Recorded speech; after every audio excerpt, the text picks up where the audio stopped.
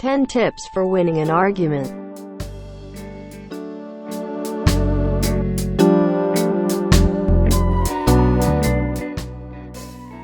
We all love to argue, as is evidenced by the comments on some of the topics on list first, but oftentimes an argument ends in a yelling match with insults flying and no conclusion being drawn. Therefore, I have put together this list of tips to help all of us in our future debates on the side and off. If you take heed of all of my suggestions here, you will be in a much stronger position in future arguments. If you find this list useful, I also recommend you read the book How to Argue and Win Every Time by Gerry Spence.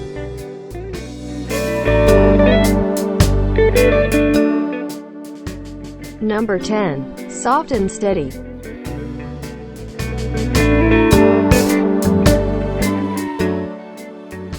When debating, you should never raise your voice. You should remain calm at all times. The louder you talk, the louder your opponent talks, and the end result is a yelling match. And of course, it goes without saying that you should definitely not resort to violence. You can even try to talk quieter than normal, as this can draw people into you and it can make you appear wise. An argument is not won by the person with the loudest voice, it is won by the person with the most compelling arguments.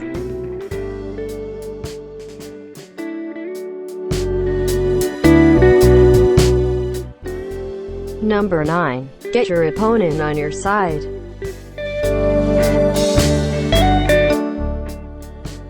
It is a good idea to try to get your opponent on your side by making statements that you know he agrees with. This puts you in the strong position in the debate.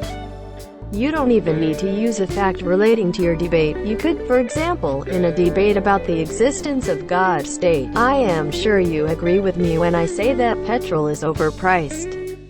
As soon as your opponent agrees, you have won a psychological battle. You are no longer the opponent, you are a comrade. This technique is so effective it is used by telemarketers all the time. Number 8. Don't attack.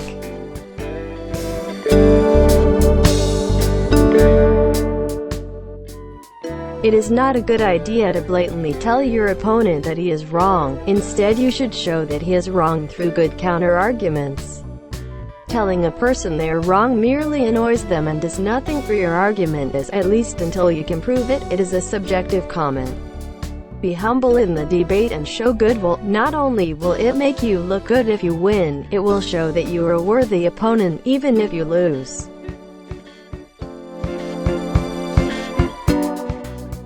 Number 7. Don't play dirty.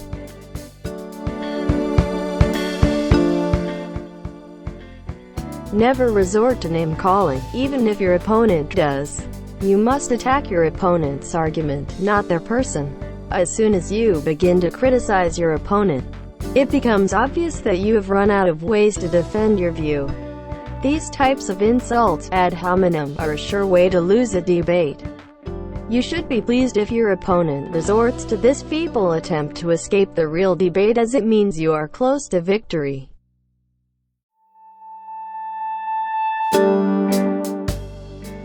Number 6. Define the fundamentals.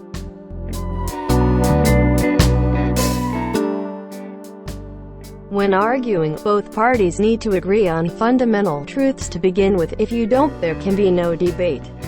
What is the point of arguing that the Bible was written by God, when your opponent doesn't even believe in God? First, you should debate the existence of God. If you both agree that He exists, you can then debate the smaller points. If your opponent convinces you that God cannot exist, there is little point in arguing about the authorship of the Bible. This is the structure seen in the Summa Theologica by St. Thomas Aquinas. He starts with the basic points, presents arguments and counter-arguments, and moves on when each point is proven by logic.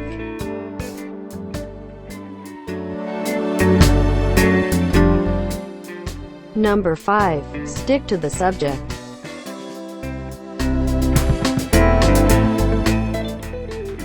When a person is beginning to lose an argument, It is quite common to see them try to divert the topic at hand to another, thereby hoping you will not notice their weakness and will get entangled in a whole new debate. When this happens, don't fall for it. Return to the original topic immediately. Do not give any time to other topics, no matter how tempting it may be, until you have completed the first.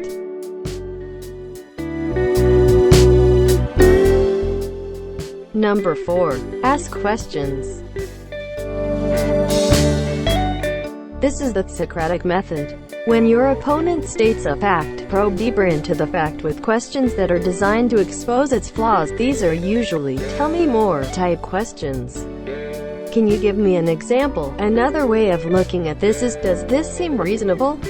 These questions will invariably lead your opponent to the truth, and if they are honest, they will concede. Unfortunately, this is not always the case. I have seen frustrated people depart the debate in anger because they believe you are trying to trick them.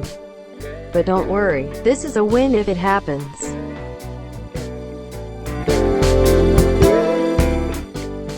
Number 3. Be silent.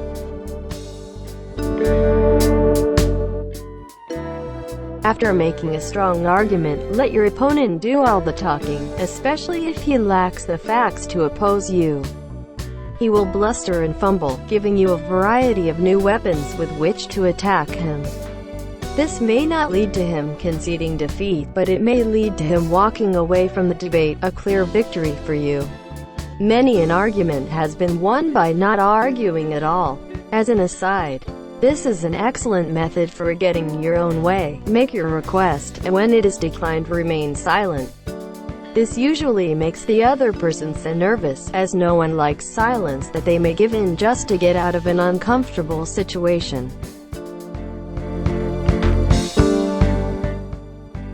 Number 2. Know your facts. Do not state that something is true unless you absolutely know it is. Be prepared to prove it if necessary. It is incredibly annoying to debate a topic with a person who is simply making up their argument on the fly. You wouldn't like it if people did it to you, so don't do it to others. Only engage in a debate that you know you can win based on facts. Number 1. Know when you're beat.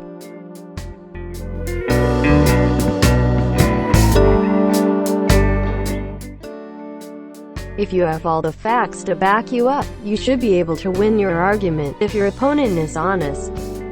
But there will always be times when your opponent gets the better of you and they corner you. When this happens, be a gentleman and concede the win. You should always be graceful in defeat. Nothing is worse than a person who argues simply for the sake of it and absolutely will not give in, no matter how obvious their loss.